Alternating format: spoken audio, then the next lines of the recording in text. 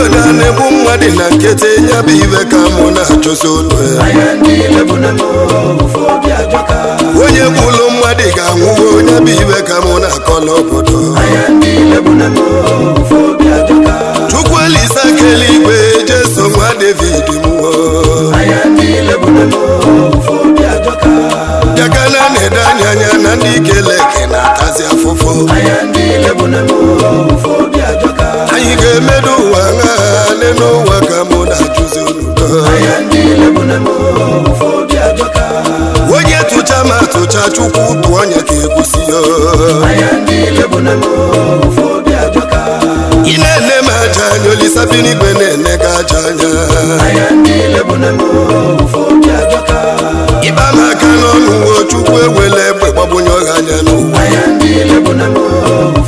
ịma na chimini ati ndị ụwa nwere ya ajọ obi ndụ were ikezi ya nekene na oyi na-ekwu oyi ya ofa ncha bụ ajọ obi ụwa ka ịmale nwanne na-egbuzi nwanne ya anya bụ ufu obi magolu n'ụwa ụfọdụ jidelu mmadụ ibe bekechie fa ncha bụ ufu obi ka ịmale anya bụla egbe n'ụwa ịma na ndụ mmadụ anwụsị isi ya n'ụwa ye ndụ wụla palido onye ile ebeli ya chụlolo ndị ya mmadụ ibulu Chukwu alụ ga-eme mmadụ abụrụ ọchị ibe ya n'elu ụwa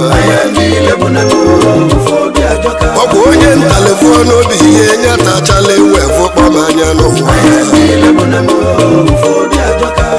onye makọm ọnụ obi ka enyesina emume acha acha n'ụwa onye rike nne n'ụwa dobiko onye anọsi alụbe ya n'ụwa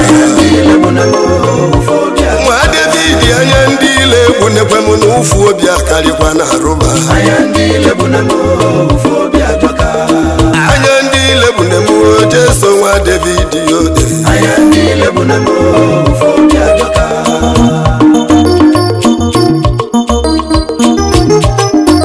ọkụ osimena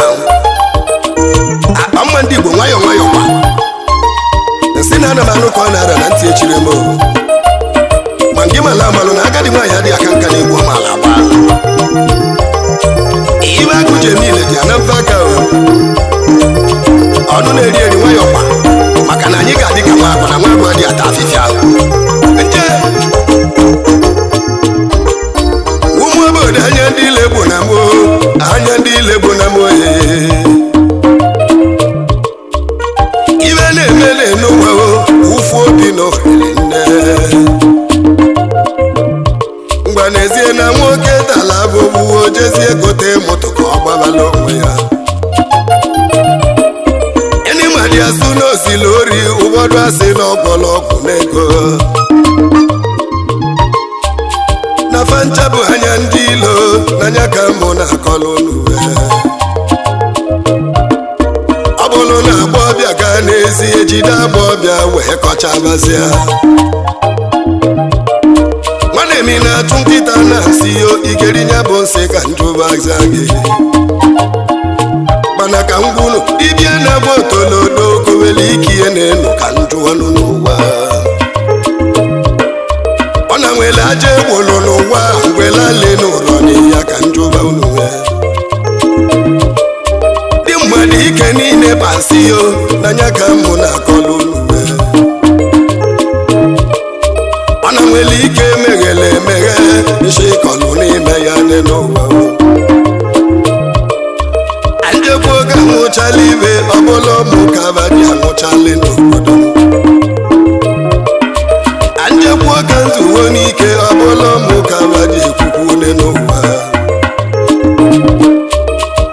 mana kọcha ọnụ na-eri eri akpa mma ndị Igbo n'ọka ihe ọ bụzi nke baji maka ọnụ na chi ibe ka ba na-akọla akịka mana onye ji maka akụkọ n'ezi anya na nka gị mma n'elu ụwa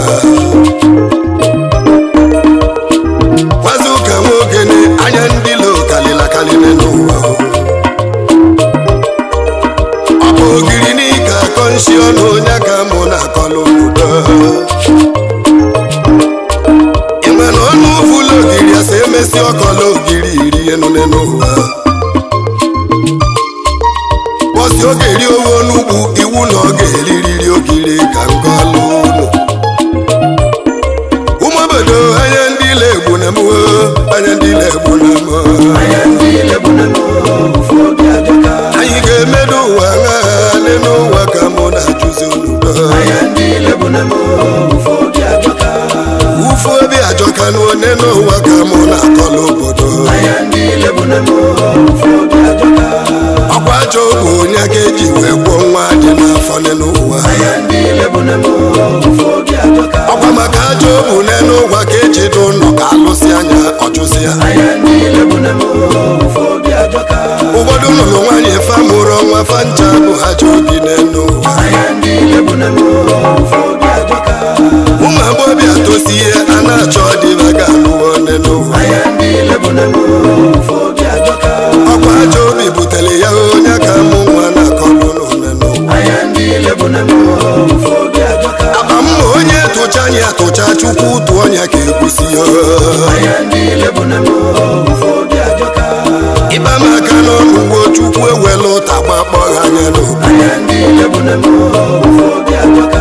Arize nwe bụlụ nwanne masị m anya ndị Ilegbo na gị nne n'ụwa onye mma nwa mama mmụọ ebe ifụlensi do anya ndị Ilegbo na mụ anya ndị Ilegbo na mụ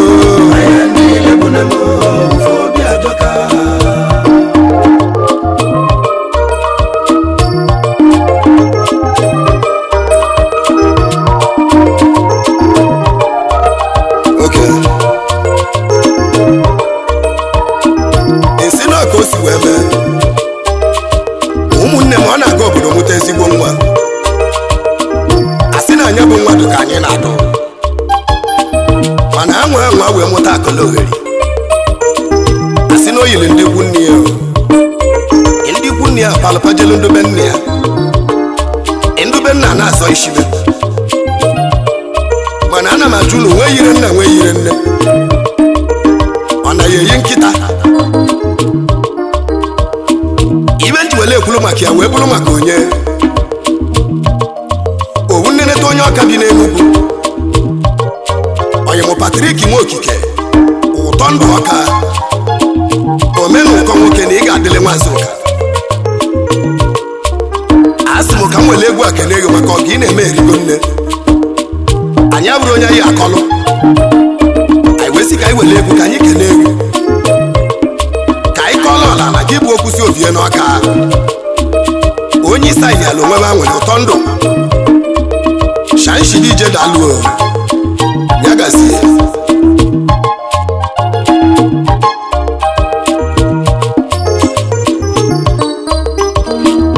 anya ndị Ilegbo na gị Patrik Nwokike odogwu nwa m oyi m shai bọbọ asị m anya ndị Ilegbo na gị ụtọ ndụ Nwokike odogwu onye eze n'ibi n'Enugu adịrịsị eji mmalụ ọka na Akọ City niile ụtọ ndụ abịala m Enugu ka m zuzie eke n'ọjụlụ oyiyo wee bata Akọ City Enugu ndị Enugu niile wee tibe kpọba nwazị ụka m ogene n'ọka evugokwe shanshi ma mama n'Enugu akọlụ m ibe omelibe njezi ebodo aka wee tibe mkpuwe ndị ogolu moto kalịla kalị ndị ọlụlụ n'ọbala ụba n'elu ma ndị ọ na-azọ n'akwụkwọ aga m akụzi onegala one shanshi ma wee kọbalị m akụkọ nụ njezi etile mkpu wee nataba na mpaga shanshi nwa mama na onye tili gị n'otili mmọnwụ obodo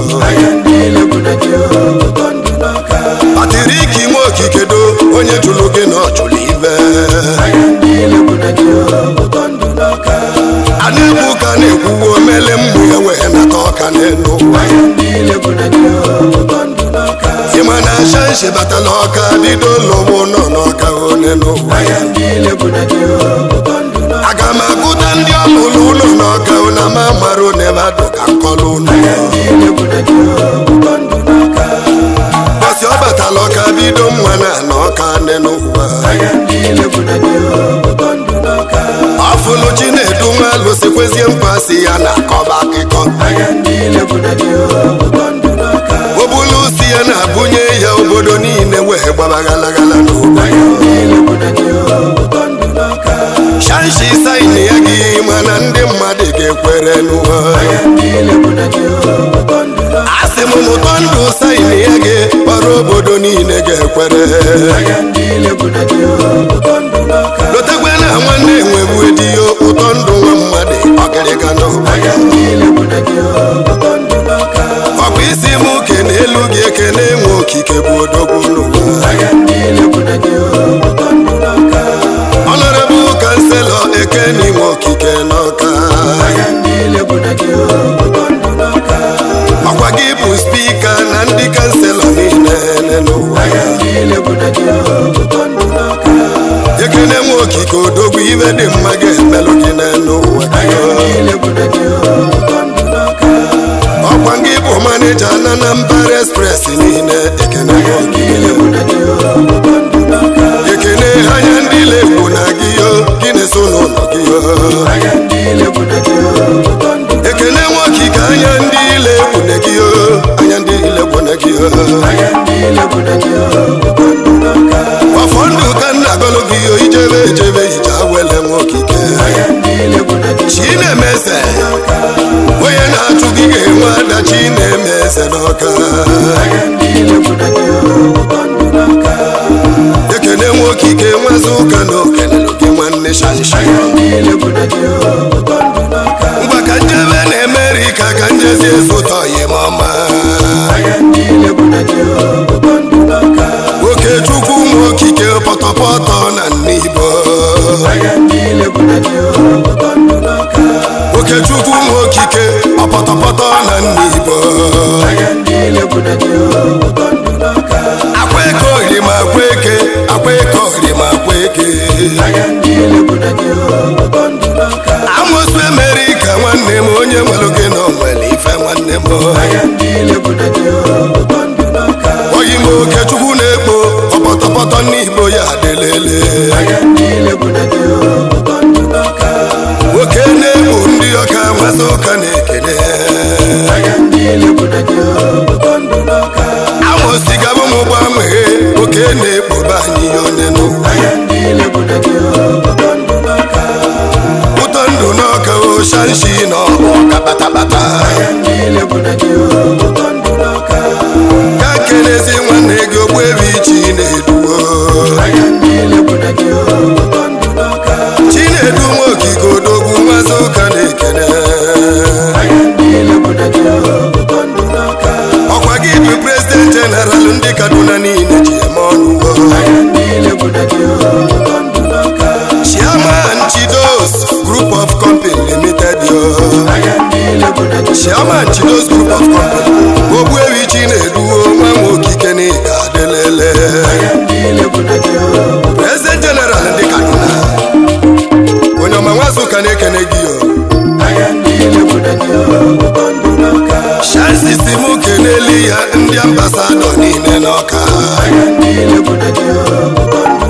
ọ sịrị nke onye chili nye ezeli na mmadụ bụ abala ọba na ambasadọ oyi m Collins ile anya onye ise na ịga adị yo nwachi na-emeli iwe onye obu na-agụ n'Ọka Collins na ịga adị nwachi yo shanshishi m keneli ya Alfonsus Obi Igweke ụba na-ese Sugwelu ụra ọtọriti n'isogwe kalesi ya Obi Igweke nwazụ ụka na-ekene oyi m Obi Igweke Nsugbe ka isi eje n'ụwa mana